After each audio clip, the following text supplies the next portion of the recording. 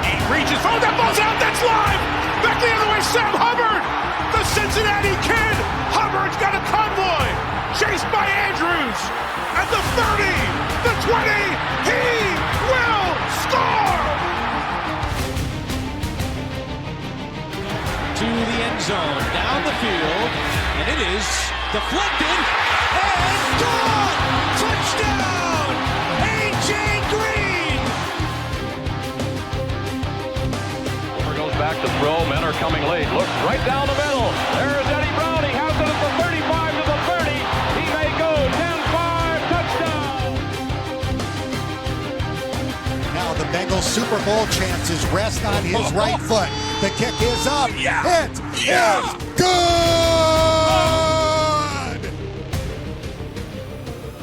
Corey Dillon, he's gone.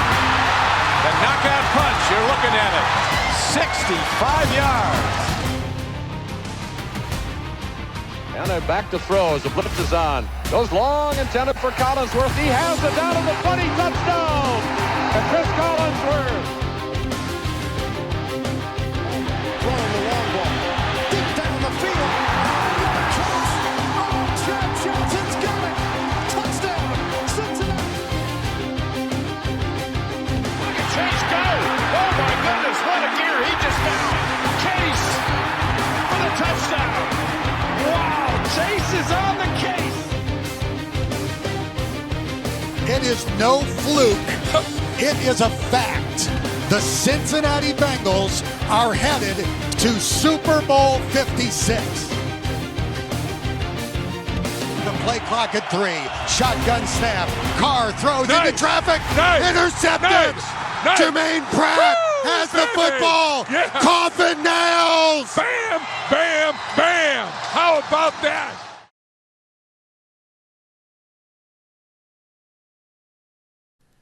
We are back here. You guys didn't hear any of that intro, did you? But I heard it on the inside. But I heard it. Yeah, you heard it, but no one heard it on the back end. But it was running and rolling. But we are live. We are sound here. Reed Mouse, sorry about the delay to get back in here. This is my first time streaming here. I tell you what, I got a who's the guy from Red Zone? Chris Hansen, is that his name? How he can do that without taking a leak is absolutely Isn't incredible. Chris Hansen the To Catch a Predator guy? It's somebody. There's somebody doing that Red Zone show. I don't know. There's a Hansen. Whatever. Scott Hansen. Scott Hansen. I've never watched Red Zone, but I know he he's trained his body to not take a leak, and that's why we had a delay for the longest time, is because we had to take a leak. The Cincinnati Bengals win 31-24. I'm officially 1-0. Craig Sandlin, hosting the show or doing the live stream. Jacob's 0-3. You Bengals fans can do with that what you want. I know we lost a lot of viewership, but we had great viewership throughout that game.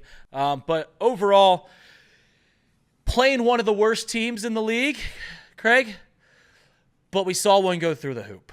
We got to win. So sometimes all it takes is that first one to go in, and then you start to see the ball rolling a little bit. Let's hope that's the case for this Bengals team. As you said, the offense very clearly has the opportunity to be great, if not one of the greatest in Bengals history. The defense, on the other hand, very clearly has the opportunity to be one of the worst in Bengals history. They get the job done today. Final score out of Carolina, 34-24. Bengals win, improved to 1-3 on the day. Wasn't pretty at all times. Wasn't ugly at all times either. A couple highlights we'll talk about in just a few minutes. But first, let's talk about some of the key performers in today's game. Joe Burrow, 22 of 31 on the day, 232 yards, 2 touchdowns. He does throw his 1 interception on a scramble drill. Him and Jamar Chase not on the same page on that scramble drill. Ends up in his first interception of the year. Jamar Chase did have 3 catches for 85 yards, including that 63-yard touchdown that we'll talk about later on. T. Higgins added 6 catches for 60 yards. Andre Yoshivas with a key 29-yard grab. Eric All, 4 for 28. Zach Moss, 4 for 27. And then in the running game, Zach Moss, 15 carries, 51 yards. And the story of the day that will start the show off, Chase Brown, 15 carries, 80 yards, 2 touchdowns, averages 5.3 a pop. Reed, you talked about it during the show. Chase Brown just brings a completely different effect out of that backfield and gives this Bengals offense a little bit more electricity. And I mentioned this about Zach Moss and the whole running back situation. Yeah, there's other areas of the team that are way more important than what's going on in this running back room right now. But it is so clear to me that Chase Brown needs to take the majority of snaps as the running back one. He needs to take the majority of snaps, which he did today. And it has nothing to do with Zach Moss's performance. It's not like I'm watching Zach Moss and he's just like, this guy doesn't have it anymore. In fact, he's had some huge runs this season already. A couple missed tackles, breaking first downs that weren't there originally. But Chase Brown, when he gets the ball, it just looks different. You watch a lot of baseball. Obviously, you've been on Chatterbox Reds a lot. Sometimes you just hear the ball off a bat from hitters and you're just like, that just sounds different. When Chase Brown gets the ball, it just looks different. It's a bat out of hell. He looks the part, and oftentimes when you get a speed back like Chase Brown, they aren't able to get the wear and tear of a full season. When he was at Illinois, he was their cowbell. Like, he got the majority. Like, they handed him the ball 30 times a game because they know exactly what they have, and it's so refreshing to see that change of pace. So many times this season already, I've seen Chase Brown, and it just, as I alluded earlier, it just looks different when he gets the ball. It just looks different. Yeah, and look, I'm not going to hide the fact that some holes definitely opened up for Chase Brown. No, but sure. One of the things that we saw out of him for sure was the ability to get on the edge and beat guys to the edge to be able to pick up yardage. Plus, once he sees a hole up the line, he takes advantage of it. And I think that's one thing that we talked about in terms of trying to replace with Joe Mixon from last year, is that Joe Mixon got you what you expected, and that was about it. Right. Chase Brown has done a superb job taking advantage of the holes that he's given, picking up 8, 9, 10, 15, whatever it may have been, pops a 20-yarder today. We didn't see that very often in the past out of this Bengals team. Mm-hmm. And being able to pick up chunks puts this team offensively in such a position to be able to move the ball, to throw the ball, gives Joe Burrow a lot more time when the defense has to respect the run. And early on in this game, it felt like they weren't establishing that run. The Panthers were getting a little bit more pressure on Joe Burrow. Once Chase Brown kind of took over, picked up those 15 carries, they started to respect that a little bit more. It opened up more for Joe Burrow when he had the opportunities. And I think that's something that they definitely have to look at. It just gives you – we heard from Dan Pitcher this week that the Bengals want to look for being a quote-unquote multiple offense, being able to run out of shotgun, being able to run out of under center, all spread offense, all kinds of different ways to beat you. And I feel like Chase Brown really gives that to you on offense and allows Dan Pitcher and Zach Taylor the flexibility to call any play that they want at any given moment because you don't know what Chase Brown is going to do with the ball in his hands. Here's the thing about the Bengals offense that I kind of had a revelation on this week, and it's something that if you watch the Bengals enough, you might know is I'm curious how effective this Bengals, like some teams are built to be in front, right? Some teams are built to have a lead and hold. Like you think of the Dallas Cowboys, they're a great team as a whole organization that when they get out in front, they are so primed to be out in front and stay out in front. They've got a great pass rusher. They don't run a whole lot, but they can. We, on the other hand, I'm curious, and it goes to the Dan Pitcher thing that you said about how they want to be a multiple offense. We're a team that's not built to be out in front. Like when we just need to ground and pound and beat the clock, we can't do that. And defensively, we don't have a great pass rush. We have Trey Hendrickson, and God bless, hopefully he's okay. But if we've got to figure out a way to once we get that lead, to chew clock, to get first downs, to run the ball effectively. We did that on that last drive there, but having Chase Brown and Zach Moss be a better running attack than the Bengals have had, even with Joe Mixon being a fantastic ball carrier over the past few years, one of the best running backs in Bengals history. If Chase Brown and Zach Moss can bear the load to let this team, when we are out in front, can stay out in front, this team is a force to be reckoned with. I know we're 1-3, and maybe we won't be out in front of many teams, but I just like the fact that we have two running backs, and I want to see Chase Brown get the ball more. I just like the fact that I have 2 running backs that I trust, and maybe we can become a team that can play out in front of teams. Do you understand what I'm saying? Like, we're not built to get out in front of teams and stay out in front of teams. Like, we throw the ball a lot. We don't have a good run game. I just want to be a team that if we do get the lead like we did today, can we hold on to that lead? Can we stay out in front of the team? Can we kill the clock? Can we shorten the game? Can we do those things? Chase Brown and Zach Moss give us that opportunity. Well, we're going to talk about it later on in the show for sure. It very clearly was evidence today that this Bengals team either is not used to playing with the lead and having to burn that clock, or just the play calling in general doesn't lead to that. We're going to get into that in a little bit more, but a key moment in this game that I want to start with. The Panthers tie this game up with 1:09. They score a touchdown. Xavier Legette beats Geno Stone in the end zone. It was their third 10-plus play drive of the first half. It was 14-14 at that point. The Bengals take advantage of that 1:09 left on the clock. They go down. That bold Zach Moss TD screen that was called that from the 2-yard line with like 5 seconds left gives them the halftime lead 21-14. And then they come out in the second half. They start it. Eric All 11-yard catch. Brown picks up 9. Brown breaks that 20-yard run. And then a classic Joe Burrow scramble. Brown screen for 10. And then Chase Brown with his second touchdown of the day gives the Bengals a 28-14 lead. And that's really a moment where you feel like things should have shifted, right? And especially when the Bengals defense follows that up with their first 3 and out in 6+ quarters, right? So you get to the point where you're tied up, but then you get back-to-back touchdowns before halftime and out of halftime, and it completely changed this game and gave not only Zach Taylor a little bit more flexibility in terms of how to do it, but gave Lou Anarumo a little bit more insight into what the Panthers were going to have to do in order to come back, and really changes how the Panthers have to call this game as well. Yeah, no, it's if this is what the Bengals are, and that was a talk that we had off air in the studio that I'm currently doing the show from, between me, Jacob, Elliot, all the guys from off the bench. If the Bengals are a team that just got to outpace teams, we're just gonna put up 35 points a game and hope that get. I mean, if you put 35 points a game, you're gonna win a lot of games. But if that's the team that we are, then what we saw today, the 2-for-1 scoring right before the end of the first half with a minute to go and scoring right out of the break, that's gonna need to be that's gonna need to happen more often than not. It's a lot to ask for, but it's an opportunity to put up the 2-for-1, right? To get that drive. I brought it up on the show that Zach Moss touchdown. If you want to complain about any Zach Taylor play call, I'd get mad at that because that doesn't make any sense. It worked. Doesn't make any sense.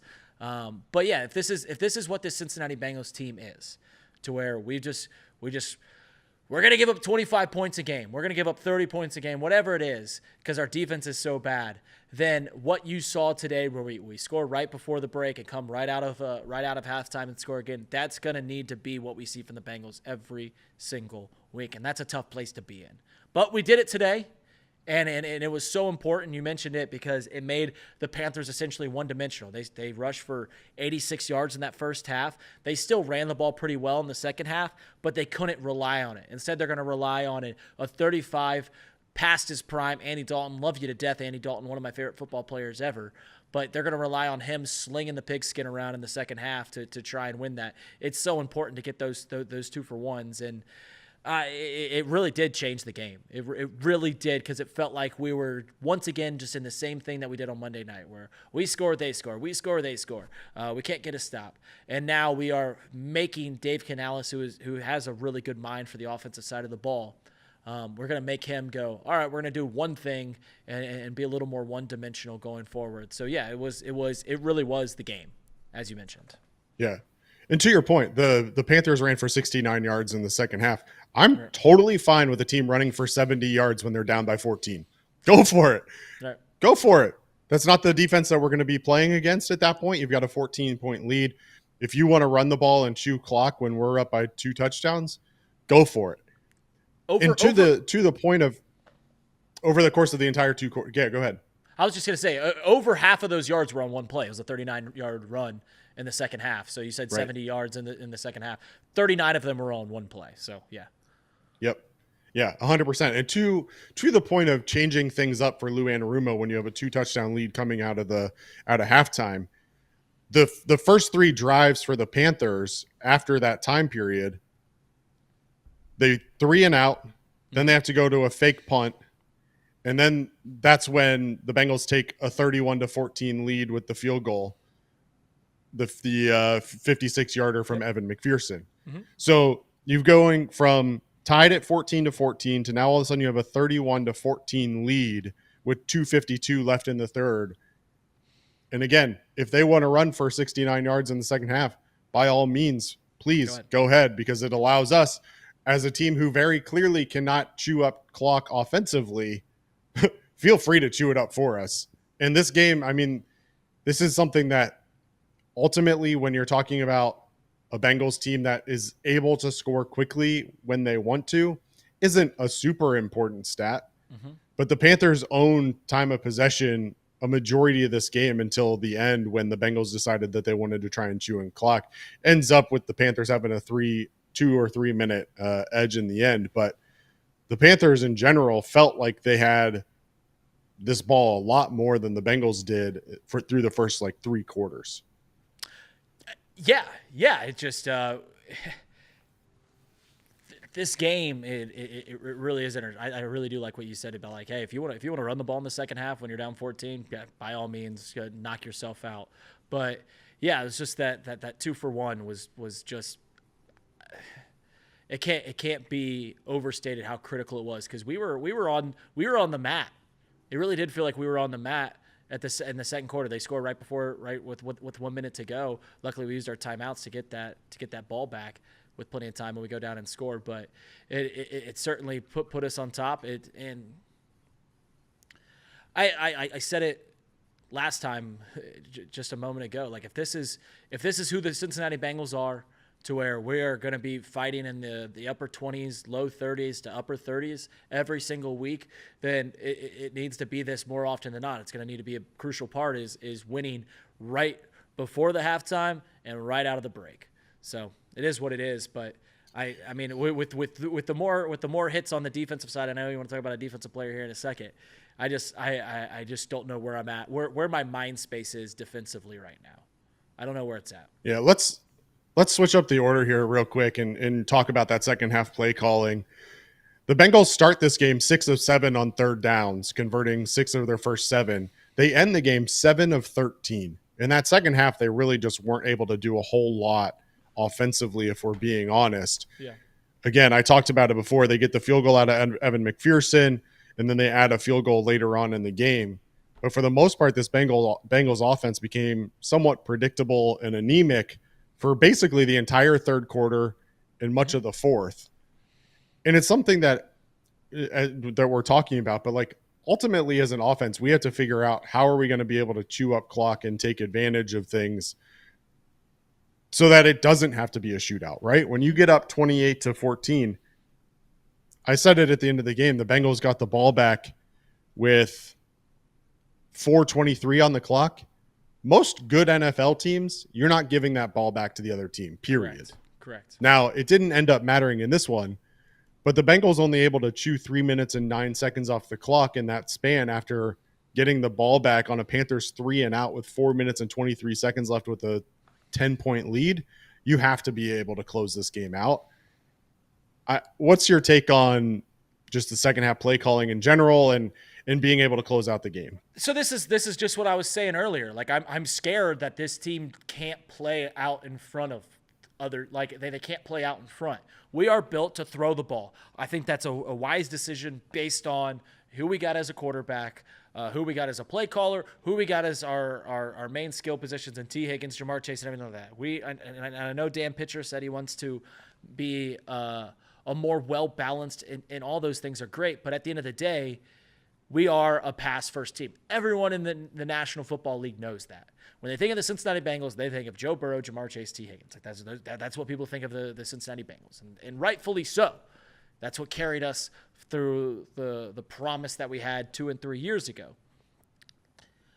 I need to see this team be able to play and hold on to a lead. I need to.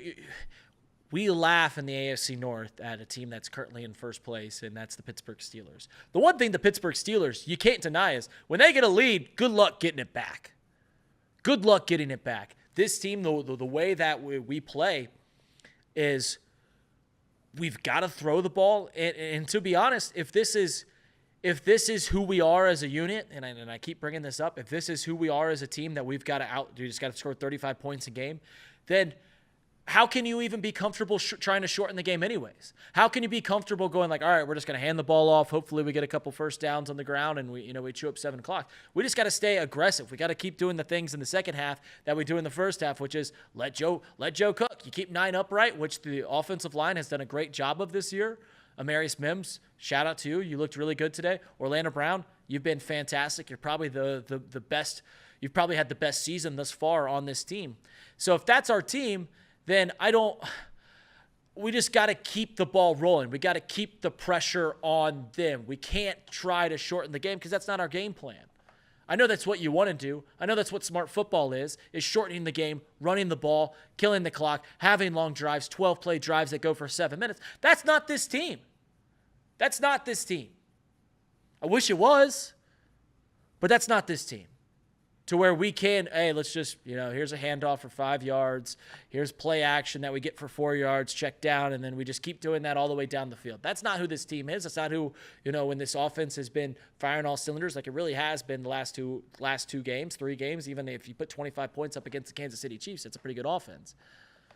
But, yeah, the second half play calling, I don't necessarily subscribe to the fan belief that I'm always going to belittle play calling. I know that's been a hot button topic. I think that's a hot button topic in Cincinnati. That's a hot button topic in every single town in this country other than Kansas City, other than Minnesota or the Twin Cities and maybe Miami and San Francisco, all the guru play callers. Other than that, everyone's complaining about the play calling. I just know that if this is what our team is, I don't want to change anything. Yeah, it stinks when you only take a minute off the board. But if that's the more potent offense where we're dropping Joe back and we're trying over the middle of the field, we're trying to get it to T. Higgins, we're trying to get it to Jamar Chase, then do more of the same. I don't want to try and shorten the clock out by just running the ball. I know that's what smart teams do, but if we can't do it, we can't do it. Let's not do it. You get what I'm saying? Yeah, you got to. I think to your point, this team has an identity, and that's who they are, and that's who they have been under Zach Taylor for the entirety of his time as the Bengals head coach. I just think there comes a time, especially in the AFC North, where you're going to have to be able to figure that piece out, and whether that means that you're more efficient on offense and taking what the defense gives you and some more screen passes or dump offs or whatever, then that's fine. If it means that you're able to run the ball better, then even better in my book. I'm not particularly saying that they have to completely change who they are. It felt like Zach Taylor did that today, though. One of the 3 and outs, I can see if I can find it in my notes. So the second to last possession that the Bengals had, yeah. Eric All picks up a first down on the first play of the drive in the air, and then Chase Brown runs for 4, Zach Moss for 4, Zach Moss loses 2, and all of a sudden you're punting it away after a promising start to a drive, right? So that's the thing that bothers me is if you want to try and be that team that's going to grind it out, I'm okay with that idea, but I running it 3 times in a row in that situation, like you either have to be able to pick up first downs or you have to also read the room. And in that situation, it felt like there was no creativity. It was just, here's what we're going to do to try and eat clock. And the Panthers were ready for it. Yeah. I think we're on the same page. Like we want the Bengals to be able to do this. Who wouldn't want their team to be able to shorten a game with a lead? That's exactly what we want. That's what smart football teams do. That's what the best football teams do. Is when you get a lead, all right, let's shorten this game. Let's take it to, let's get 3 zeros on the board. I don't want to like if we don't have it in us, we don't have it in us, right? Like we've had a few mishaps here producing with me producing today. There's a reason I'm not the lead producer on Off the Bench. It's because Casey's way better at producing. There's a reason that you put a strikeout guy in with the bases loaded, a guy that can get strikeouts. He might give up a home run, but you need a strikeout at that moment. The Cincinnati Bengals offense is good at one thing, and that's moving the ball in the air. Yeah, Chase Brown gives a different pace, but if this team can't shorten the game, and I don't know what you've seen through the first 4 weeks that thinks you can do that, but if that's not what you can do, then let's just keep our foot on the gas. Right? If we score 3 touchdowns in the first half, score on 3 of our 4 drives, I believe, then let's do more of that. If we come on out and we're throwing the ball around the field to go up 2 scores on the first drive in the second half, let's do more of that. You mentioned that drive right there. It was actually the second play. We hand the ball off to Chase Brown, 3 yards. Then we get a 12-yard gain from Eric All in the air. Okay, we run on first down. Let's throw the ball 2-3 times. I mean, a general rule of thumb, I don't know how you feel as a Cincinnati Bengals fan, but on third and anything other than 1, maybe 2, and I know it was 3rd and 2, I want to see Joe Burrow try to get us the first down. I know that makes us one-sided. I know that makes us easier to protect, but I want to see Joe Burrow go get the first down, not Zach Moss and Chase Brown, who I thought both had pretty good starts to the season. Obviously, Chase Brown had the best game of his career today. But I want to see Joe go get the first down, and I just want to put the gas on the pedal continuously. I don't want to see us change up the game immensely. If you're moving the ball in the air, keep moving the ball in the air. You don't have to change up your game just because that's what smart teams and that's what, the football 101 says. To shorten the game, run the ball. I'm okay with just continuing to do the things that work on this team. That's all I'm saying. Do you look like a buffoon if you go 3 and out? And you throw 30 seconds off the clock, just no doubt about it. But if that's how we move the ball, that's how we move the ball. Why change? Yeah. There's a balance to be had for sure, and there will be a debate that will be had for probably the remainder of Zach Taylor's career as the head coach of the Bengals, because I don't think it's something that he's going to change. But nonetheless, a couple other notes from the offense I want to touch on real quick. First, Jamar Chase today becomes just the 5th player in NFL history with 4,000 receiving yards and 30 touchdowns over his first 50 career games. He joins the likes of Jerry Rice, Randy Moss, AJ Green, and Odell Beckham Jr.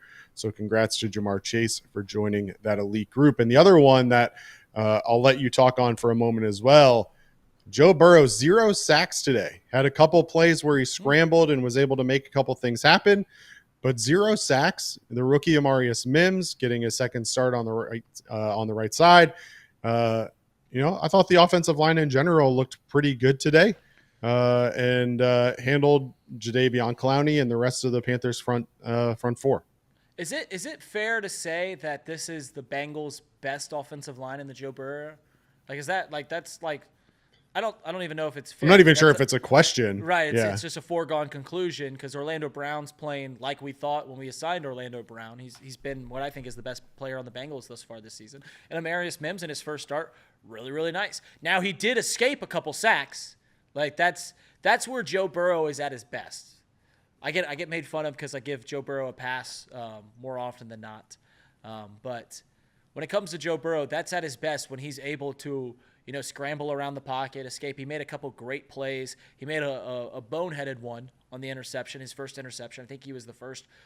He was the only quarterback that's thrown over 100 attempts this year to throw. He was the last one to throw an interception, and it was on a play that he escaped a sack, stepped up. It was just miscommunication between him and Jamar Chase. But, I thought the line played fantastic. And there's one play that Joe Burrow made that it won't be talked about maybe anywhere else than right here. It was on the drive where we get the ball. It was after they turned the ball over on the fake punt.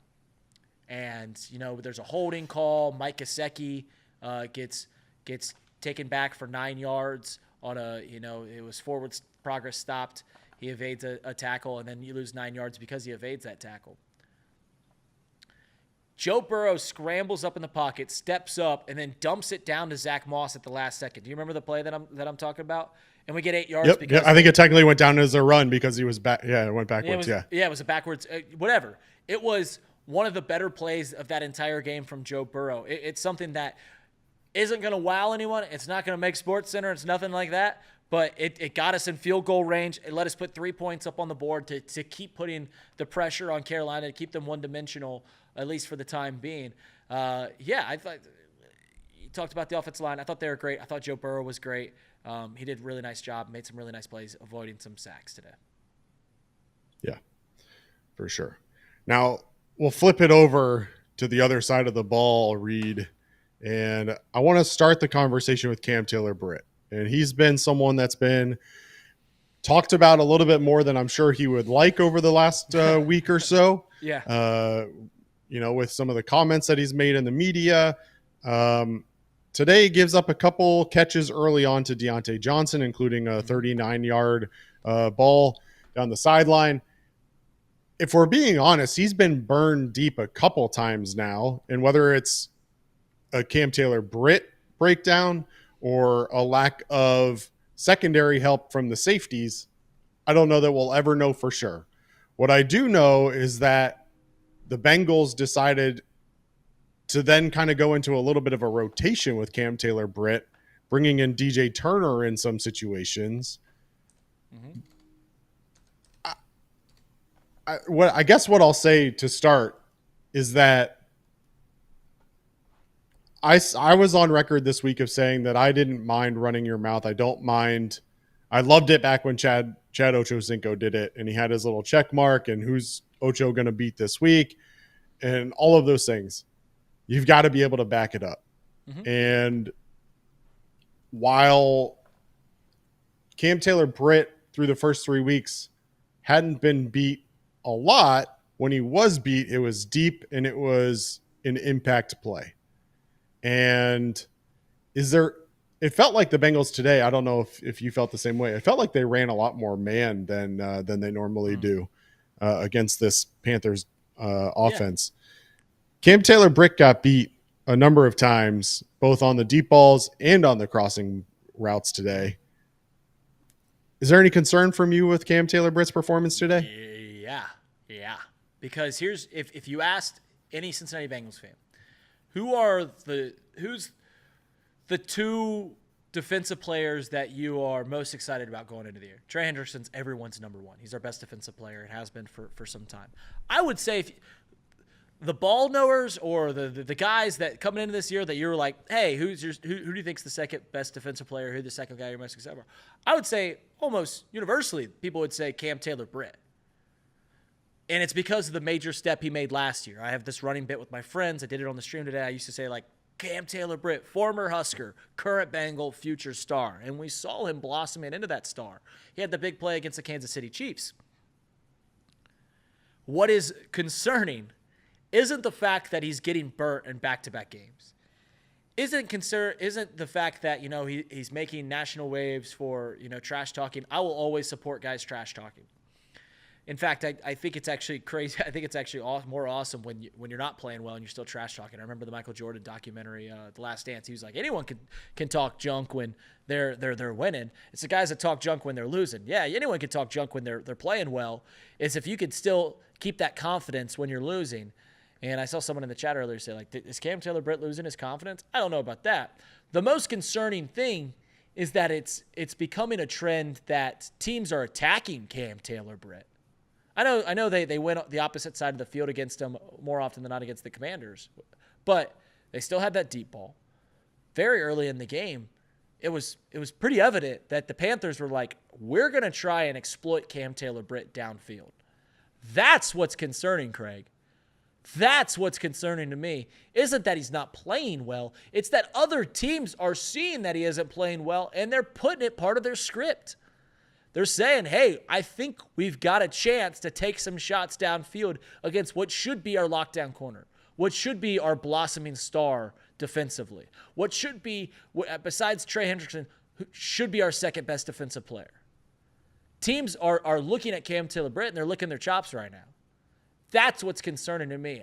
You asked, are you concerned about him? I'll ask the same question to you. Are you concerned about it? Because the most concerning thing is that it's becoming a part of the game. Yeah, of course. I think the question becomes, did the Panthers just open up a wormhole of how to attack the Bengals secondary? Yeah. After many teams try to avoid CTB the first several weeks, now the Panthers go after him. Is that going to expose Cam Taylor-Britt for more teams in the future to do the same? That's yet to be seen. What was concerning to me is that Cam Taylor-Britt, which ultimately as a corner, I think you have to have some level of this, but he was caught guessing on several occasions. And the one that stood out to me was the Deontay Johnson touchdown on that double move. So Cam Taylor-Britt, Deontay Johnson runs a double move post route where Cam Taylor-Britt on the double move thought that Deontay Johnson was going to cut an in route and instead ran the post and was left basically in his dust. And as a defensive back, you have to be able to read what's going on. You have to be able to react quickly. And the concern that I have is if the offenses are just going to, the Panthers did it this game. They started off with the deep attack. They get the Deontay Johnson 39-yard catch against CTB. And then they run the slant routes against CTB and they beat them on the short routes. And then they go back for the deep double move and they beat them deep again.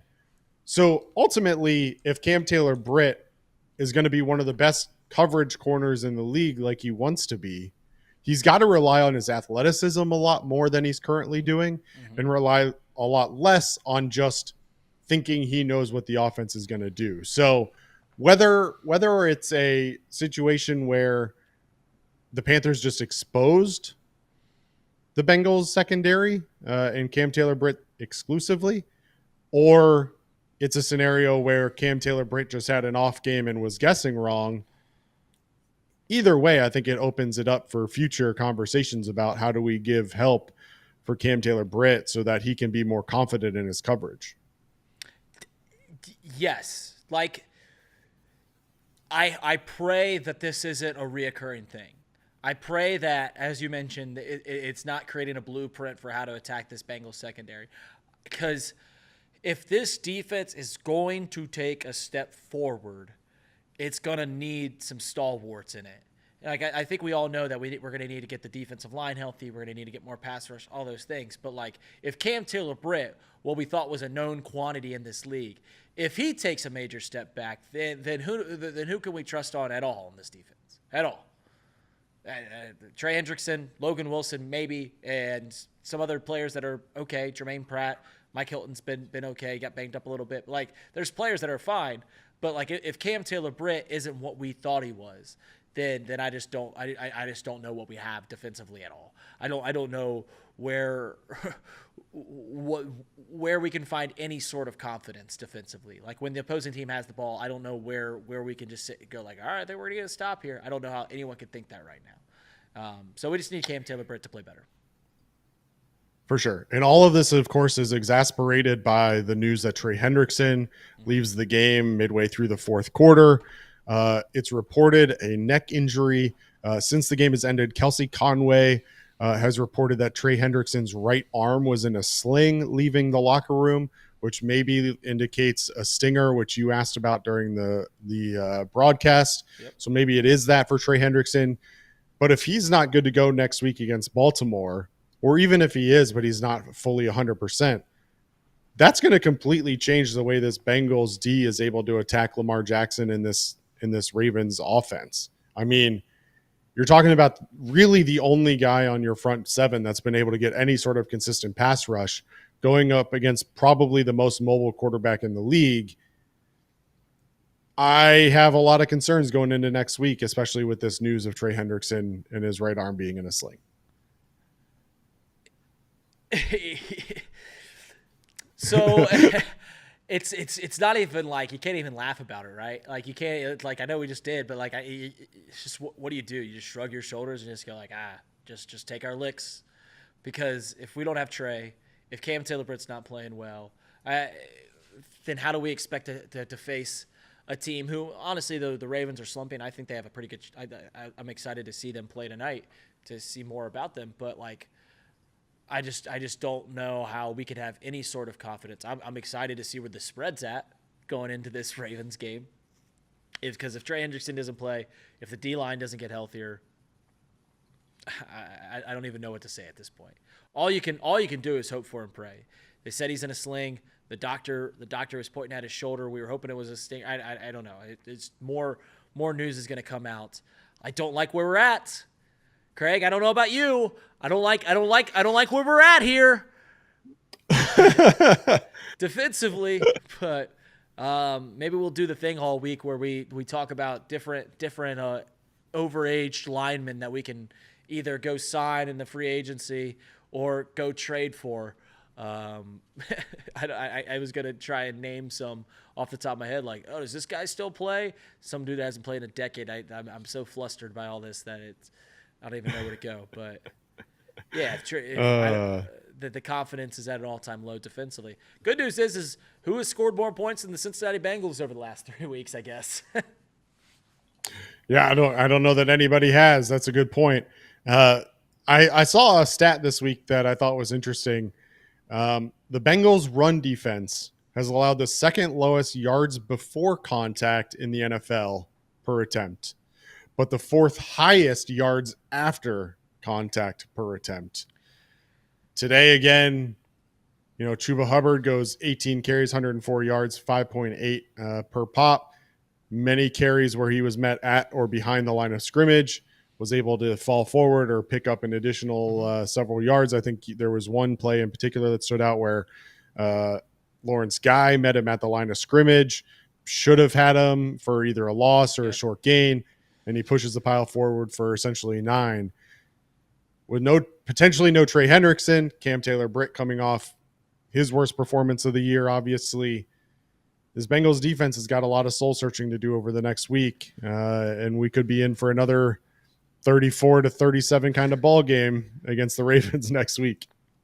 If we hold the Ravens to 34 points, that seems like a dream at this point. Lou Anarumo is going to get a lot of flack, and I think he got a lot of flack against the Commanders, rightfully so. The lack of blitzing.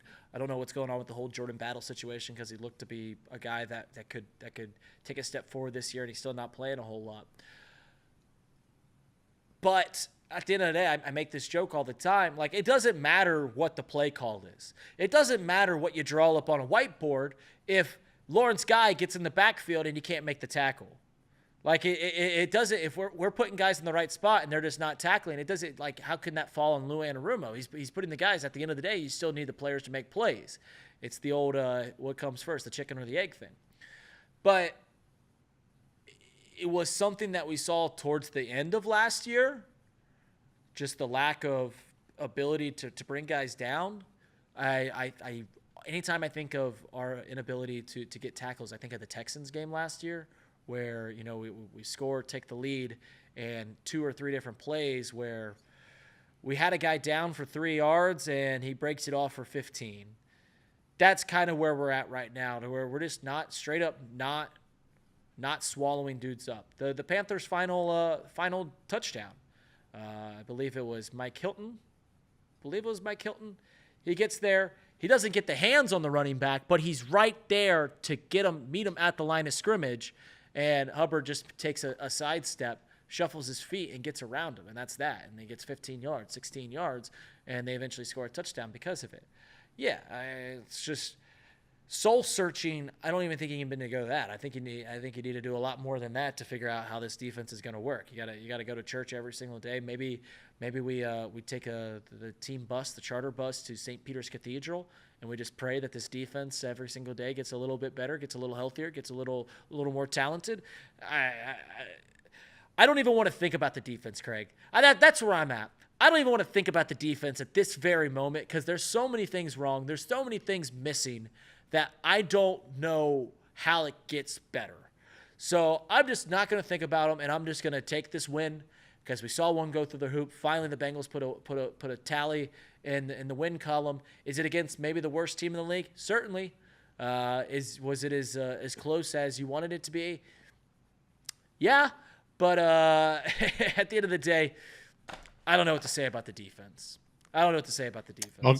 I'll give a quick shout out to Chris Jenkins. He made a really good play on the first drive of the game. No doubt. To stop a touchdown in that drive. Ended up holding the Panthers and turning the ball over on downs at the 1st and goal. Reed, anything else you want to touch on from today's game? No, it's just I keep seeing more of the same. I brought up this stat before this game when talking about the Bengals, 0-3. Obviously, they're one of the teams thought to have a chance to knock off the Chiefs. And I brought up this stat to the guys in the studio.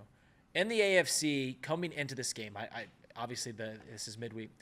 You know what teams had scored more points than the Cincinnati Bengals this year? And that's with an absolutely abysmal showing in week 1 against the New England Patriots, who look terrible, have played terrible ever since then.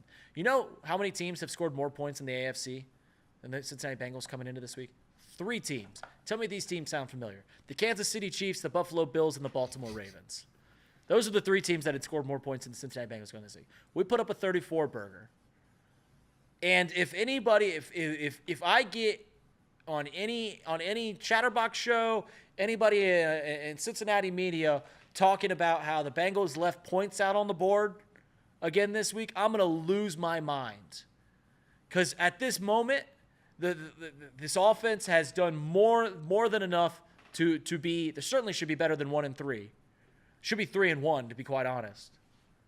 But the only points I have is that Joe Burrow is exactly who we think he is. Yeah, he made a bad interception today, just miscommunication between him and Jamar Chase. But Joe Burrow, when you give him time, and this offensive line is giving him time, when he has his tools on the field, when he has T. Higgins, who I was very excited to see got involved early and often, wasn't involved in the second half of the game, but that was, we're trying to run the ball a whole lot more. When he has time to throw to these weapons, this offense is incredibly hard to stop. It's incredibly hard to stop. I thought we might have had some red zone troubles again today. They got through those. At least I think they did. I don't know. I just really like where this offense is at this very moment, to where we have Joe Burrow playing at Joe Burrow level. We have this offensive line, the best of Joe Burrow's career. We have 2 running backs that give more juice than I've seen this backfield have since maybe the Super Bowl season. And when Jamar Chase and T. Higgins out on the field, mixed with the young talent, the blossoming talent that is Andre Yoshivas, Mike Gesicki, who really didn't even play a whole lot today, and Eric All, who, golly, has already exceeded my expectations for the season. Like, he could stop playing today, and I'd be like, oh, Eric All, I'm really excited about what he's got going forward. Mix that in with all the other things this offense can do. I just really like the way this offense is firing. And I'm excited to see where the cards lay at the end of this week, to see where the Bengals offense stacks up against other teams in the league, because it's going to be a top 5 offense. I mean, 34 points this week. What they scored last week, Monday, 34? I think they scored 34 points. They left some points on the board against Kansas City, scored 26 against that really good defense, 25 points. Like, this offense can get us to where we want to be. Can it overcome the problems on the defense? I'm not sure about that. But this offense is everything we expect it to be. It's exactly what we expect it to be. At least I think so. I don't know where you're at. I don't know if you share that opinion, but I think this offense is exactly what we thought it could be. Yeah, I think there was some, concern after the first 2 weeks. T. Higgins was out. Jamar Chase had been mostly shut down. But I think most people thought that a fully healthy Bengals offense would be a very dominant Bengals offense. And we're starting to see that over the last 2 weeks as they get to full strength. Hopefully that continues throughout the rest of the season. And, if that happens, there's no reason to think that this Bengals team can't and shouldn't be a double-digit win team. Yep. And if that's the case, then they'll definitely be at least in the mix for a playoff spot, despite their 0-3 start. But only time will tell. And you all know we will be here the entire way, breaking it all down, live watch-alongs the entire way with Jacob Tissett. Jacob and I will be live on Tuesday to do some film breakdown and talk more in depth about this one. Bengals win 34-24. We'll be live again on Thursday to preview that Ravens game. Go ahead, Reed. No, I was just going to say, the final thoughts I have is the defense in shambles, no doubt about it. Is everything has any qualms, any problems that you or any concerns that you had about the Cincinnati Bengals seasons? Are they still there? Absolutely, no doubt about it. At the end of the day, they went to Carolina, they went to Charlotte, had to win a game to keep the season alive because 0-4 was a non-starter. They had to win a game. We saw one go through the hoop. Now we can move forward with the rest of the season. But just go to bed thinking tonight, all right, we got one under our belt, right? We got a win under our belt. The season's still going on. 0-4 would have ended it. Maybe 1-4 ends it. I don't know. That's a conversation for Tuesday and Thursday. But one's through the hoop. The Bengals win a game. That's all. That's at the end of the day. That's all you hope for. That's the reason we sit up and we watch these games every single Sunday, is just to watch them win, and they won one today. They did, in fact, win one today. The Ravens game next Sunday, 1 o'clock Eastern kickoff time on that one. Bound to be a good one. Excited for it. Excited to see what this defense can do and see if they step up to a big moment. But yeah, any last thoughts before I give a quick rundown of things to come? Nope. Go ahead. Run it down, baby. Okay. Sweet. Again, appreciate you all tuning in. This show is available on podcast, wherever you get your podcasts, every day, and then on Tuesdays and Thursdays. Chatterbox Reds and Cubs currently knotted in a 0-0 tie in the 8th. Nick and Trace will be live to break that one down live right after the game. I know it's Sunday and they typically go live at 9 p.m. They're going live right after the game on this one. So be sure to tune back into Chatterbox Sports on YouTube for that breakdown with Nick and Trace as they celebrate game 162 of the MLB season. And then Off the Bench will be live Monday morning at 9 a.m. as they always are. Justin Kinner, Jacob Tissett, and Elliot Rearing, along with Casey McAllister, will be wrapping up the weekend of action across the NFL. Mentioned it earlier, but just to tie a knot on it, Pittsburgh Steelers fall to the Indianapolis Colts. Steelers now 3-1, Bengals 1-3, so they sit only 2 games behind the current leaders. I think most people agree the Steelers are probably a little bit fraudulent. I'm sure Off the Bench will break that down more on Monday. So for Reed Mouse, I'm Craig Sandlin. This has been Chatterbox Bengals. Thanks, everybody, for tuning in. We'll see you Tuesday night.